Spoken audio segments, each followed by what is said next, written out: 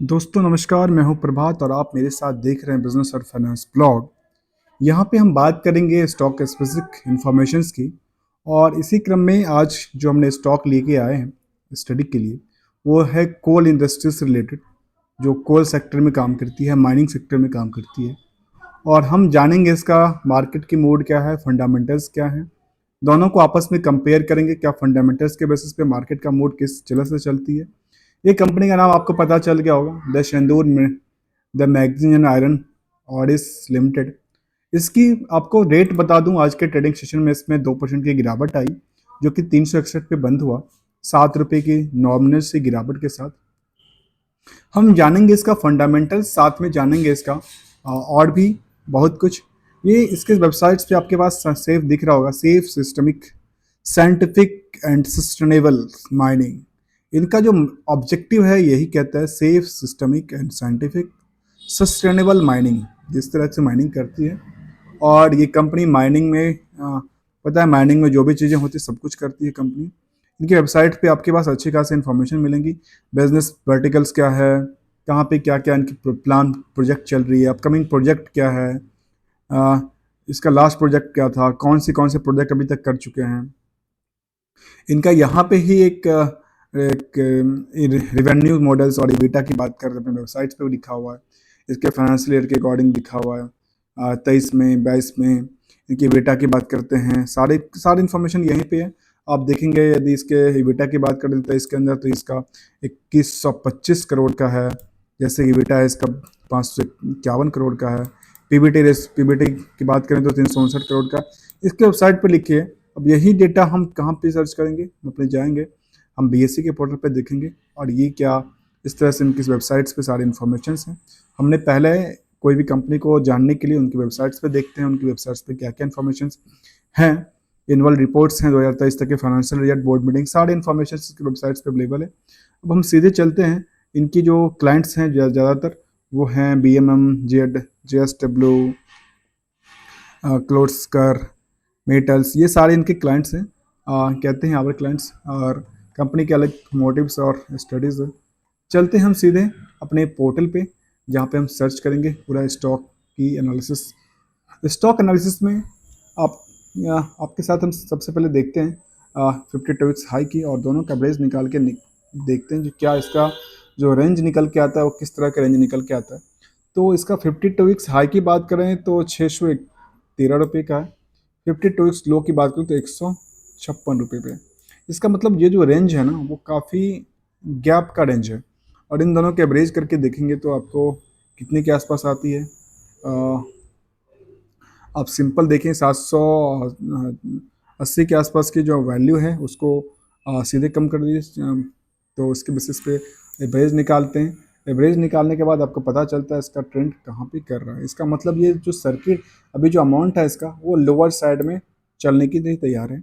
Near about तो lower side की ही जो इंडिकेशन दे रहा है वो लोअर साइड का इंडिकेशन है। हो सकता है इसने अभी लोअर 52 लो को भी ब्रेकआउट किया हो। तो हम चलते हैं इसकी चार्ट में। सबसे पहले चार्ट देखने के बाद हम लोग चलेंगे इसके कंप्लीट परसेंटेज वाइज स्टडी में। 5 दिन के चार्ट में आपके पास नज़र आता है, तो 5 दिन में चार्ट में कंपनी ने रैली दिखाई थी, बाद में दोबारा इसमें थोड़ी सी गिरावट, बिकवाली आई है। 1 महीने के चार्ट में रैली दिखाई थी, बाद में बिकवाली आई है। जो नंबर ऑफ वॉल्यूम है स्टॉक का वो बहुत ज़्यादा नहीं है, 65,000 के आसपास वॉल्यूम था इसका। 3 महीने के चार्ट में देखें तो अच्छी खासी रैली थी, और 52 हाई को जो ब्रेकआउट किया था वो मुझे लगता है इसी आसपास उसने किया होना चाहिए था। दोबारा इसमें बिकवाली चल रही है, और ये देखेंगे इसमें अच्छी खासी जो रैली देखने को मिली थी, वो रैली स्टार्ट हुआ था दिसंबर से लेकर के, और आज तक रैली चल रही है। बीच में बहुत ज़्यादा रैली आ गई थी, जिसकी वजह से थोड़ा सा बिकवाली हुई और प्रॉफिट बुकिंग करके लोग निकल गए। तब भी इसमें इन्वेस्टर का जो पार्ट है जिनके पास है, वो अभी तक बुलिश सिचुएशंस में बैठे हुए हैं। 1 साल के चार्ट में आपको क्लियरिटी दिखती है जो इसका स्टॉक्स में अच्छी खासी रैली देखने को मिली है। जबकि स्टार्ट होते नवंबर से स्टार्ट होते हुए ये अभी तक मार्केट में स्टेबिलिटी की तरफ है। और हम आगे की मूवमेंट देखते हैं क्या कहती है, हमारे सारे फंडामेंटल्स कहते हैं। हम फंडामेंटल्स वाले में चलते हैं और जानते हैं क्या कहती है इसकी फंडामेंटल्स।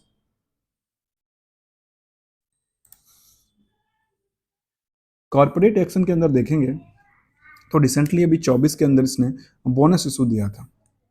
अम, जिसके पास 5 शेयर था उसको एक बोनस शेयर दिया।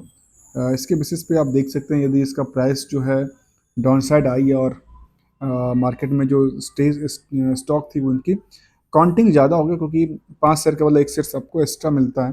23 में उसने 5 रुपये का दिया, 22 में 5 रुपये का दिया। इससे पहले भी उसने right issue of equity share दिया था। किस पोर्शन में दिया था इसको सारे इन्फॉर्मेशन आपको मिलेंगे। 21 के अंदर भी इसने 10 रुपये का फाइनल डिविडेंड दिया था। अब हम बात करते हैं इसका रिजल्ट का। रिजल्ट क्या बेसिस पे क्या कहती है, इसका रिजल्ट जो कहता है सितंबर और दिसंबर क्वार्टर में कंपेयर करने के बाद इसमें जो है वो इसका रिजल्ट का डाउन साइड देखने को मिला है। रिजल्ट में रिवेन्यू इसका गिरा है क्या कंपेयर टू सितंबर से, जिसकी वजह से नेट प्रॉफिट में कितनी परसेंटेज के आसपास, काफ़ी हैवी परसेंट के आसपास उसमें गिरावट आई, क्योंकि ये आपके पास सामने दिखती है 9,961 करोड़ मिलियंस के पास और 2600 मिलियंस के आसपास काफ़ी परसेंटेज गिरावट आई है। बाकी जो ऑपरेटिंग प्रॉफिट मार्जिन है वो भी करीब 21% के आसपास रह गई, जो कि 29% के आसपास था। अब बातें करते हैं शेयर होल्डर की। शेयर होल्डर में करीब 74-75% के आसपास की प्रमोटर की होल्डिंग है, और पब्लिक के पास जो होल्डिंग है वो 25% 26% मान लेते हैं, जो कि पिछले क्वार्टर से कोई चेंज नहीं आया। जो पहले क्वार्टर का था वही क्वार्टर का है, सेम टू सेम चल रही है। आगे की बात करेंगे एनालिसिस में जो स्टॉक के प्रति।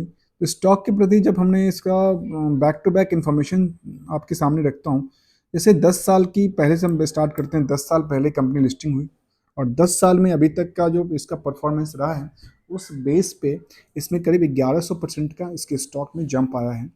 ऐसे ये 5 साल के स्टॉक को कंपेयर करें तो करीब 573% का जंप है। 3 साल के अंदर 579% का जंप है। 2 साल के अंदर नॉमिनल 80% के आसपास की जंप है, जो कि एक्सेप्टेबल नहीं थी एज पर द इसके बेसिस पे। 1 साल के अंदर देखो तो 125%, ये थोड़ा सा अच्छा है मूवमेंट। 6 महीने की चार्ट की बात करें तो 6 महीने में 40% का जंप है। हाँ, उसके बाद थोड़ी सी इसमें बिकवाली आई है, बिकवाली जारी है, जो कि 29-20% के आसपास 3 महीने में गिरावट आई। छः 1 महीने में करीब 17% गिरावट आई, लेकिन 2 सप्ताह में 4% 5% के आसपास, 1 सप्ताह और 4% के आसपास गिरा, इसमें जंप देखने को मिली है। कंपेरेटिव टू यदि इसको सेंसेक्स से कंपेयर करके देखें तो कुछ जगह जैसे 3 महीने 1 महीने में काफ़ी ज़्यादा गिरावट देखने को मिली है इस स्टॉक में, लेकिन उसके कंपेरेटिव ये बाकी जो पीरियड है उसमें अच्छा खासा रैली देखने को मिला है स्टॉक की। अब हम बातें करेंगे इसका पीयर्स की भी बातें करेंगे, बाद में करेंगे। कोल इंडिया इसका पीयर्स कंपनी में आते हैं, साउथ वेस्ट उनकी कंपनी पीयर्स में आती है। क्या पीयर्स कंपनी के किस तरह से परफॉर्मेंस होती है, हम वो भी ट्रैक करने का प्रयास करेंगे, पढ़ने का स्टडी करने का प्रयास करेंगे। पहले चलते हैं इसका पब्लिक होल्डिंग की तरफ। जो पब्लिक होल्डिंग है इस कंपनी में वो क्या कहती है। तो पब्लिक होल्डिंग वाले पार्ट में जब भी हमने इसको देखा तो पब्लिक होल्डिंग वाले पार्ट में नज़र आता है कि इसके पास फाइनेंशियल फॉरेन जो इंस्टीट्यूशनल इन्वेस्टर हैं वो नहीं के मुताबिक है। यहाँ पे केवल 0.60% के आसपास का है। डीआई की बात करें तो वो भी नहीं के मुताबिक है, वहाँ पे 1.41% की है। अर्थात जो भी डीआई और एफआई है यहाँ पे कुछ बुलिश मोड में है नहीं, और उन्होंने कुछ स्टेक रखा नहीं है। हो सकता है इन लोगों ने इन्वेस्टमेंट किया हो यहाँ पे, लेकिन वो सब बेचने पर्पज़ के लिए किया हो, पब्लिक के अंदर किया हो। तो पब्लिक के अंदर छोटे छोटे इन्वेस्टमेंट करके उन्होंने किया हो। अब यहाँ पे एक नाम निकल के आता है सागर माल डॉली खन्ना, ये सब दोनों के नाम निकल के आता है। ये पहले कभी इसमें 1% के आसपास होल्डिंग थी इनकी, लेकिन फिलहाल इसके जो होल्डिंग थी रिसेंटली दिसंबर वाले क्वार्टर में उसका कुछ भी नहीं है। सब के सब एक इंडिविजुअल्स या जो उनके पास होल्डिंग 1% से भी नीचे की है उनके पास चली गई है होल्डिंग।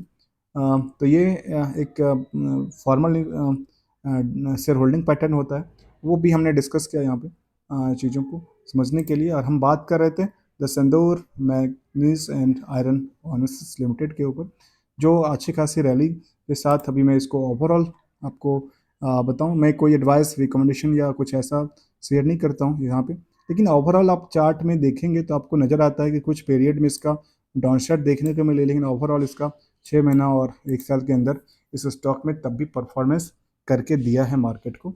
यदि मेरा वीडियो अच्छा लगा तो लाइक से सब्सक्राइब करना। Thank you so much for joining hair.